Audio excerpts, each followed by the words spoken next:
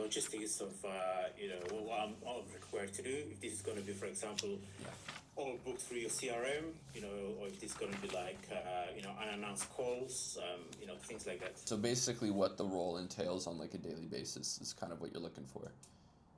Yeah. Okay, good question. So basically, it's really simple. We have a CRM full of leads already, right? They've come in through campaigns that we've done, and they've had touch points in the past, but they need new touch points where we're hitting them up. We're calling them using the script in the system that we use that is proven to convert them. So we just want to get them on and basically set up some more discovery calls. Now, the way that it'll work is, for example, like let's say you reach out to a lead inside of the CRM, you'll call them up. You'll either, if it's a good time, you can take the discovery call right there, given that you gauge where the prospect's at. If they're in another meeting or something, well, then we just set the next call for like later that day or something, right? The earlier the better. So either later that day or tomorrow, whatever you can do that works best. And then you set the discovery call, you take the discovery call, and then you'll set to the sales team calendar where I'll show you all of this in detail. But basically, you're setting it to a salesperson's calendar. Ideally, it will be Ashley in the beginning, just so that way she can vet the quality of the leads. We want to make sure they're qualified. And then from there, that's where the close happens. So technically, it could be like a 3-call close only, but that first call is only supposed to be like 30 seconds to a minute and a half. It's not supposed to be very long. It's just a quick touch point to set the next call if you need to. Or you take a quick 10-minute to 15-minute discovery call, set them to a sales call. Sure. Yeah. Cool. Yeah, no, that all makes sense. So, yeah. And then the data tracking process, this is essentially the sheet that you're going to fill out every single day, just at your end of day report. And that way we'll keep track of the data on a day-to-day basis and go from there. All right. Thanks so much, Aiden. No worries. Enjoy your afternoon. Yeah, looking forward to working together, man. Cheers. All right, so I just got done with a meeting with the one setter that I was hiring for one of my clients' offers. I'm basically switching my offer and who I'm serving because my past offer with the Done For You, I was getting a lot into like recruitment, where I'd build this system for my clients and generate them leads, generate them appointments, qualified calls, but then they're running into a sales issue, and then we would help them input a sales team and get more volume on the calendar for more book calls. But then we started turning into like a recruiting agency, and anybody who knows recruiting, finding talent is tough. Plus, with salespeople, they churn a lot, especially with some of these sales courses out there telling people like, I don't know what they're telling them, but a lot of these kids are like working like 3 different offers at the same time. They can't even focus on one, then they don't see growth at all. So they start jumping all over the place, and I'm not trying to handle all that. So I end up doing more work than what I should be doing for my clients. And I know it's good to provide more value and stuff like that, but most guys understand what I'm talking about when you get away from the core thing that got you to where you were. That's what was happening to me. And I just didn't like it. I didn't enjoy it. And it was getting to be too much. So we're switching gears. We're going more towards like the high performance side now, where I'm working directly with the entrepreneur, because that's where they need the help. They need the help with them, their habits, how they operate, their systems internally, and how they work. That will be a reflection of their business. So, what got you to $10,000 a month isn't going to be the same habits and tasks that you're doing on a daily basis. The way you think, all these things are going to be different than what's going to get you to $50K per month, and you can't wait. You have to start doing that stuff now. So that's where we're switching gears and just working on that at the moment. I've also started reading this book recently, Ready, Fire, Aim by Michael Masterson, and it's a cool book because you're learning each stage of where you are as an entrepreneur. So I'm considered stage 1 because I'm sub $1 million, and when you're there, you really just have to focus on pushing a product, pushing your marketing. So that's my main goal this year, is to really just produce more sales through organic content, through paid advertising. And I ran into a little bit of a problem with paid ads at the end of 2024 because my ads were solid, and my landing page, my VSL, all that stuff looked good, but who it was reaching was the problem.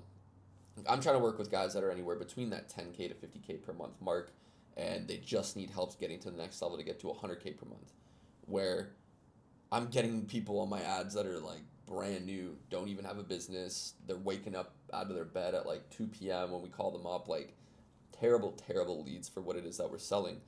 So got to make an adjustment there. I'm also competing in Q4 with people that are spending millions of dollars a day on their ads that I'm competing with on same channels. So I'm like, well, I don't have millions of dollars to spend on ads right now. So yeah, we'll continue to optimize and see how it goes from there. But we're making a shift right now, and I'm excited about it because it's something that's a little bit more me. Like, I'm a high performance person myself. I like being dialed in the gym. I like eating good food. I like getting good sleep, like all these things. Like I just live this life, and helping other entrepreneurs that are nowhere glued and they're like chained to their desk for like 16 hours a day for years. It is not healthy for you. Like, and they think that they have to be stuck in this like grind mentality when in fact their mental bandwidth is so screwed up that they don't actually know what the next thing to focus on. They don't know the next thing to focus on. They don't know what they need to actually be doing, and they could be doing the wrong thing for an extended period of time, and they're like, why am I stuck, or why is my business volatile? So fortunately, within that 10K to 50K per month range, I've kind of navigated that on my own business, and now I can give that to other entrepreneurs who want to do the same thing and get to the next level, because we've proven it. So especially with our other clients that we have done it with. So that's that, and we're going to go from there. I'm starving, so we're going to go get some food. Hopefully this music isn't too loud because they're playing bangers right now. But let's see what we got here. White rice, golden curry chicken, lemongrass chicken, curry on the rice. That is a key. Got the laptop here. I'm going to get into like a little bit of a work session here where I'm going to do some writing, some scripting for another video, and just some more marketing for my current offer right now. So really just things that are going to move the needle forward. I don't have too many calls today, which is nice. On days where I don't have a lot of calls to take, I typically will just use that for creative work. Let's say usually that I'll have like my mornings to do some creative work, and then the afternoons I'll take more calls. I typically set my day up like that, and then after my calls are done, I go to the gym. Or I wind down for like a little bit, and then I'll go to the gym. It's good to have that transition period between things. So that's what I typically do. But as of today, I don't have a ton of calls to take, which is nice. So with that being the case, I'm going to take advantage of it, switch up my environment a little bit, come get something to eat, and then just dive into some work. I probably won't work here. I'll probably go somewhere else that's a little bit more quiet, because this is like I'm in like an outdoor / indoor mall right now that's just down the street from where I live. So they have like a food court, it's super loud, the music's playing. So probably won't work here because I'm not one to really work outside of like my office, my place, because I get distracted, and I need silence, and I need to be able to focus, and if those things aren't there, then I have a tough time staying on track. So also kind of a quick note as well, just with the type of content going forward, I'll still probably make like my business content that I typically do make, but I'm gonna switch it up a little bit because I'm not into, I mean, listen, I love learning all the business concepts, the sales, the marketing, the leadership, hiring. Learning all of that stuff is really great. And I read about it, and I listen to podcasts, and I watch YouTube videos, and all that stuff's cool. But when it comes to talking about it, I just don't like, business is boring. Let's be real, business is boring, and I don't get that much enjoyment out of talking about it. All my previous videos on my YouTube channel is basically it's for clients. It's proof to show people that are coming to work with me and want to work with me that I know what I'm talking about. And people find value in it that aren't going to work with me, and that's cool. And I'll probably still produce some stuff like that. But going forward, this is going to be more of like documentation and repurposed content on other platforms. So hopefully there's some entertainment. Hopefully there's still some value. Oh, I know there's going to be value in it. You guys will find value, but it's just switching up things a little bit. I'm not an influencer by any means. I'm just an entrepreneur that realizes the importance of a personal brand and building that now, and something that I wish I did a decade ago when I was still in high school. And now being in my 20s, I'm like, you gotta do it. You gotta do it to stand out. So if you haven't got on camera yet, I recommend that you do.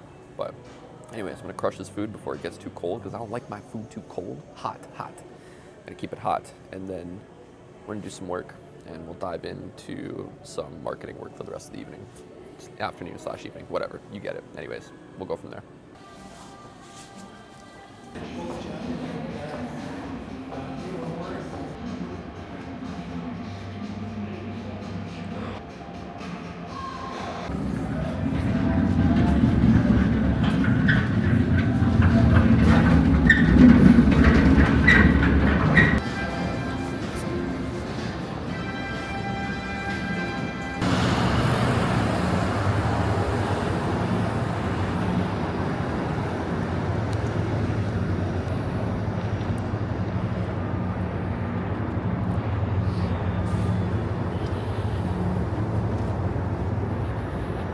So I know I mentioned that I won't really be talking as much about the business tactical side as much. I mean, I'll probably still sprinkle it in depending on like the video, but I posted my last video. I'll link it up top or the description, wherever. And I actually ended up getting a message from somebody who watched it, just explaining how effective it was, which is cool because this is the stuff that I like. If I am gonna give out free value, which I have no problem doing, just giving like the best sauce, then I want somebody to use it, and I want them to DM me. Like, if you use any of my tactics that I put on YouTube, DM me and let me know how it went. This one guy just DM'd me today, and he's basically saying how he went 4 for 5 on an outreach strategy that I did in my video yesterday. Right? Like, completely, like, so simple. I highlighted in the video where it's just about putting in more effort. Most people won't even put in any effort at all, but if you go the extra step, that takes like 2 more minutes just to get somebody's attention. Like, you have to do it. You have to do it. Also, if you do go watch that video, I'm like 99% sure I'm the one who like came up with this way of reaching out. I haven't gotten a DM like this before, and I get them all the time from people. So that's one thing. And the second thing is it's so good that you don't have to send like hundreds of DMs to people to work with them as your clients. You can send maybe like half of that, maybe even 20, even half of that, 20, 25, and still get a good reply rate to start working with people that have like huge followings. If you want to do growth creating, or if you want to work with a bigger partner or agency, you can do that. It's just about how you reach out. So this guy he sent 5 messages and 4 people replied back with interest to work with him. Crazy. So it just shows you the power. So go watch that video, check it out. But we're gonna dive into a newsletter right now. I'm gonna write a newsletter, and then we're gonna do a little bit more marketing. I'll probably see you back at the condo later before we go to the gym. We'll film a gym session today. We'll go from there.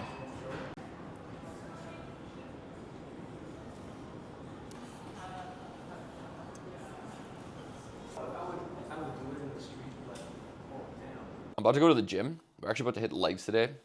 Maybe a little bit of shoulder. I might throw in some shoulders in there, but I wanted to show off. I wanted to flex my Substack a little bit because I'm proud of it. Because why? It's been working. I used to have this really bad lower back pain from when I played sports. I played high-level hockey, and my right side, just above my pelvis, I remember I had to get like a chiropractor to help me with it, which looking back, I probably wouldn't have done that, but it helped for a little bit. But then for years, obviously sitting and building a business, sitting at a desk at a chair all day, your lower back is just killing you. But what I ended up doing is grabbing some D3K2 mixture right here. Athletic Greens, really good. And then I've got, to supplement with it, we've got magnesium, zinc, and vitamin C. And these 4 alone that I just showed you, solid. This one, these 3 are ATP Lab, and I've been using them. My back does not hurt. Apparently, it has to do with the D3. Apparently, D3 can combat inflammation and a lot of pain in the body. So high IU levels of D3. Apparently, again, I'm using apparently because do your own research. I ain't a doctor. I ain't a homeopathic doctor, any of this stuff, holistic, whatever. I like the natural side of things, and it's worked for me. So do your own research, but I'm flexing right now. I like my stack, you know what I mean? And then I started taking Tonga Ali, and I would say that I definitely have more energy, vitality, I would say, with this. But apparently after a certain amount of time, you're supposed to stop taking it because the effects don't really do much. It's almost like diminishing returns after a while. So maybe I'm going to quit it after this one. And then creatine, this one here. Apparently, I've heard also this recently that there's only really one solid brand that you can get from Germany. It's not this one. But I've been using this one for a little over a year and a bit. I used to use it in the past a few years ago as well. I stopped taking it, but now I'm back on and I like creatine. So that's that. And sometimes I take True Greens, just a green supplement, because I don't eat like a ton of vegetables. I primarily eat like not a carnivore diet, but a lot of steak, eggs, chicken, and rice and that stuff. So I tried supplementing with this for a while. It's pretty much empty, but I don't know if I'll buy another one. And then this was a gift. I got beef collagen peptides, and I put this in my protein shake. And it's tough to say. I've been just recently taking it over the last couple weeks, and nothing too crazy has changed in my life. But I mean, it's got a lot of amino acids in there as well, which is huge, and it's actually helps with extra protein intake as well. For 2 scoops, it's 18 grams. I'll take that. Plus my protein that I have here, which is a whey isolate, Limitless Pharma. And I've been taking this probably for the past 10 months, and it's good. Like, I'll switch up the flavors and stuff, but I like it. And I do like a scoop and a half after my workouts with the beef collagen. So this is my stuff. But anyways, time is it? It's about to be 7. We're going to go to the gym. Hopefully the squat rack isn't taken. I try to go a little bit later, only because, well, especially on leg days, because if I go, I got like 2 squat machines, and one of them's a Smith machine at my gym. It's my building gym. And they're good, but it gets busy around like 6 to 7. So I'm trying to bypass that crowd and get in a little bit later so I can get a good workout in. So let's go hit one. We're a few sets in right now. Squats. I'm supersetting with RDLs. And no one's really going to know this, but months ago, back in September, I tore my ankle so bad. And this is probably the 3rd time I've been back on the squat rack. Usually I use that Smith machine to my left over here because it feels better on my ankle, but I haven't been feeling pain in my ankle recently, probably because of the supplements that I showed you guys, if I had to guess. Because ever since I started taking my supplements that I showed you guys, like, my ankles are feeling way better, because I couldn't wake up in the morning without the pain because of how bad I tore my ankles, both of them. So I did the right one in June. I was out for 3 weeks, almost 4, on crutches, no breaks, and I came back. It was from ball hockey. I came back to ball hockey in September. I did it again to the other ankle. Even worse, and I thought I broke my left one. Fortunately, I didn't. Oddly enough, I was only on crutches on my left one for like maybe a few days, but it was a worse injury because I tore the inside of my ankle as well, a little bit, and that caused so much pain, the inside. But we're feeling good. I'm gonna push it up to 2 plates after this, and then we'll go to the extension machine.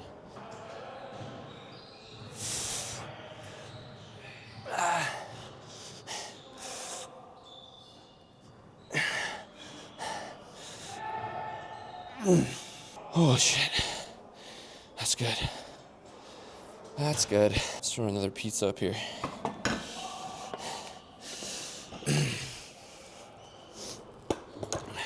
I know some people are like, how do you stay motivated when you're in the gym? Like, how do you keep up that type of lifestyle? And it's as simple as what it is. It's a lifestyle. The same way that you wake up every day and hopefully you brush your teeth, okay? Don't be coming around me with the worst breath ever, okay? Hopefully you wake up every day and you brush your teeth, you're hygienic. It's just a lifestyle. You live a hygienic lifestyle the same way that I try to live a balanced lifestyle when it comes to, and some people, that's even a toss-up in like my entrepreneurship world. Oh, balanced lifestyle. It's like, dude, if you're at your desk all day and you're just getting fat and your back hurts, you don't do any physical activity, like what's the point of making money when you're gonna die soon? Because you're increasing your chance of health risk when you don't move, you don't do anything. You know? That's why I encourage people. It's like, if you're in business, make sure you move, because you're sitting at a desk a lot. So it's just a lifestyle. It's just incorporate it in your lifestyle. And I used to go every day, but with the amount of weight that I lift, it just wasn't viable. Like, I wasn't giving myself a chance to rest. So now that I'm like, I'm at a weight and a physique that I really like, and I'll continue to improve it. But I gotta work on my cardio. As you can tell, I'm like out of breath still. Haven't done that since the ankle tears, but still incorporating my lifestyle. Maybe 4 or 5 days a week I'm in the gym. Mostly 5. I probably take 2 days off a week as of right now. Yeah, 2 days. And like tomorrow could be a rest day for me, but I could also do something like shoulders if I don't want to do shoulders today, which I probably won't now that I'm thinking about it.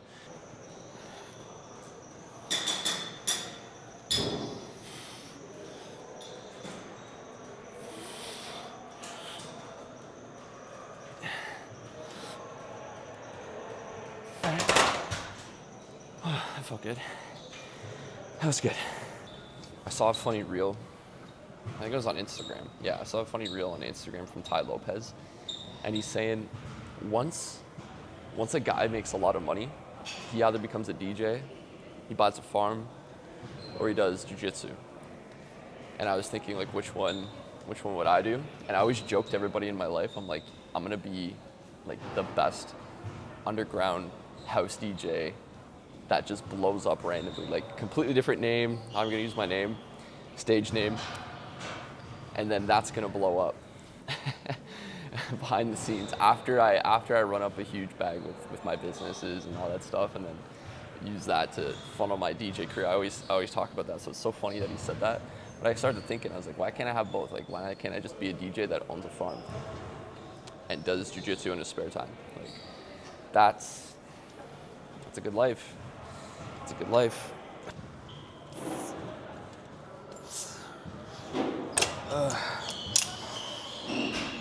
The farm would be cool. The farm would be cool because, I mean, I've been in the city for almost 3 years now.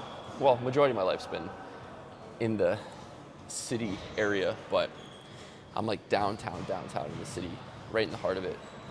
And February will be my 3rd year since I moved out from my parents and they left. So it'd be nice to change it up, but I'd like to have both, because you can have the best of both worlds. That's even better. Like, having a place up north or down south, wherever you're from. Here it's like up north of where I'm from is the farmland in the northern, but having both would be nice because you have the access of the city, right? The functionality, all the good stuff, and then you have the peace and tranquility of the farmland that can ease your mind, and you can just have all the freedom you want up north, because on a farm, like, you own it. He's telling you what to do and what not to do. You can do whatever you want. So I think there's pros and cons to both, but having both and then just building a huge DJ set booth or whatever, just lay down some tracks. Yeah, that might have to be me. I was in the elevator with a security guard like a few weeks ago from my building, and he's like, oh, he was going up to like the top floor, or like the roof or whatever, and I just made like a little banter. I was like, oh, lucky you, right? And he's like, yeah, lucky me. I'm overworked and underpaid. And I kind of just laughed to myself, because I'm like, I mean, whose fault is that? Whose fault is that you're underpaid? That means you're lacking in skills, right? Skills are what get you paid.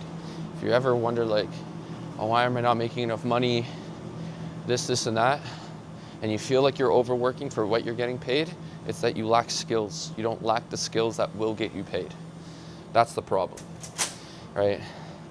I didn't say it to this guy. He's like in his like 50s or 60s working security at a building, so I'm not gonna sit there and lecture him or anything like that, but it just makes you think. It's like people go their whole lives, almost their whole lives with that mentality and change nothing. They don't change their habits, they don't change their mindset, they don't change what they consume, they don't change who they listen to, and that can plague them for their life. Especially like who you surround yourself with is so incredibly important. If you're at work or something, people are just like chatting the most crazy stuff that just corrodes your mind. It's not gonna be helpful for your growth overall. It's just gonna hinder your growth. It's gonna stop you from even trying to venture outside of the norm, quote unquote, for what it is that you usually do. So my advice is look for mentors, look for people that you aspire to be like, and then block out the noise. There's too much noise nowadays. There's like an overload of information and noise, but mostly it's like people regurgitating the same stuff. Like they're just regurgitating the exact same stuff all the time, right? There's no original thought. People are scared to have their own opinions because they think cancel culture is a real thing. It's like, dude, none of that matters. We're all gonna die. You might as well stand up for something, because if you don't stand up for something, like what do you even stand up for? You know, believe something. At least that way you can earn respect. Even if somebody disagrees with you, you'll still earn respect because you have an opinion of your own. And if you're worried about other people's opinions, here's the thing. Everybody can have an opinion. That's why I don't believe in like censorship and silencing people, because it's so ridiculous. Everybody can have an opinion, regardless if you agree with them or not. But not everybody gets a say in your life. You get to decide that. So keep that up here. All manual labor. Before they hop on a call, and then after I'm assuming after the first call. After the first call, yeah, because I also want to start, I want to eliminate the need. Yeah, two calls are always necessary, right? Because the first call is... Do you have any of the software already? Like Make, Zapier, anything like that? CRM attached to it, or what are you working with already, or not at all? Oh, dude, like my CRM is literally my fucking email. Is your email? Yeah. Okay. I don't have, like, I'm not managing enough clients where it's like an issue right now. Yeah, it will be though, I'll tell you that. Exactly. Yeah. Because I'm like, if we want to get to the point where we're knocking out 5 transactions a month, like that's going to be a lot. The infrastructure needs to be there in order to scale. And I don't want to build the infrastructure and scale at the same time because, like I said, I'm just too fucking busy to do that, and that'll just lead to we'll crash and burn. Right. Okay, cool. I have like my guy, if you're open to it. Like he's already dialed in with all this stuff. He knows automations, back end, all that stuff. Like, so I would love to connect them. Sweet. Yeah. So if you want, we can. We can definitely do that. So that was a call with one of my buddies who's just looking for some help with his business and seeing how we can also do some business together.